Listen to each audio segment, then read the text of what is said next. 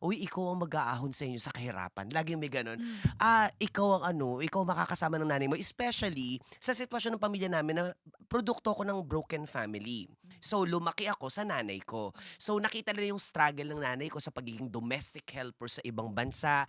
Dumaan kami, ang daming hindi nakakaalam nung naging proseso ng buhay namin bago yung buhay namin ngayon. Hindi kami well off ngayon ha, hindi kami nagugutom, pero hindi kami well off na katulad ng Mhm. iniisip ng iba. Kasi 'di ba kapag nakikita lumalabas sa TV, may pelikula, may serye, may commercial, maraming pera 'yan, which in fact Yes. hindi totoo. Yun Uutangan ka ng mga pinsan mo bigla, 'no? exactly.